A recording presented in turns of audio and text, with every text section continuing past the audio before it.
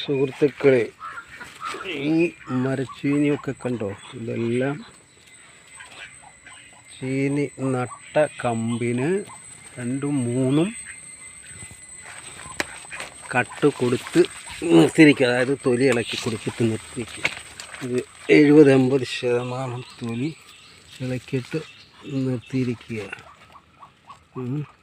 കണ്ടോ വേരുണ്ടാകുന്നതുണ്ടോ? ഇത് രാവിലെ കോഴി ചെതഞ്ഞപ്പോൾ കാണുന്നതാണിത്.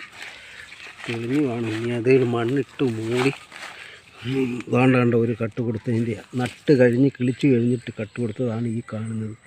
ഉണ്ടോ? നല്ല വേരുണ്ട്. അത് കോഴി മണ്ണ് മാറിയതാണത്. നല്ലപോലെ മണ്ണിട്ടിട്ട് ചപ്പിട്ട് മൂടിയെങ്കിലേ പറ്റൂ. അടുത്തത് കാണിക്കാം.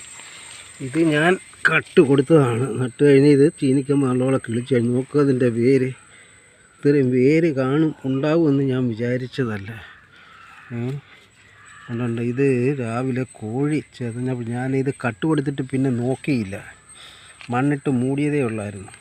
അപ്പോൾ കോഴി അതിൻ്റെ ചുവട്ടിൽ ചെതഞ്ഞ് മണ്ണ് മാറ്റിയപ്പോൾ ഞാൻ കാണുന്നതാണ്. യാദൃച്ഛ്യമായിട്ട് ഞാൻ കണ്ടതാണ്. അന്ന് കട്ട് ഏതാണ്ട് ഒരു 70-80% തൊലി ഇളക്കി കൊടുത്തതാണ്. നമുക്ക് എന്തോ ഒരു വേര്, ഭയങ്കര വേര്. എല്ലാവരും ഇനിയും ഇതുപോലൊക്കെ ചെയ്ത് നോക്കണം. നമുക്ക് അടുത്ത വർഷം ചീനി പിഴുന്ന സമയത്ത് പിഴുന്ന് നോക്കാം ഇതിൻ്റെ വിളവ് എങ്ങനെയുണ്ടെന്ന്. ഓക്കെ.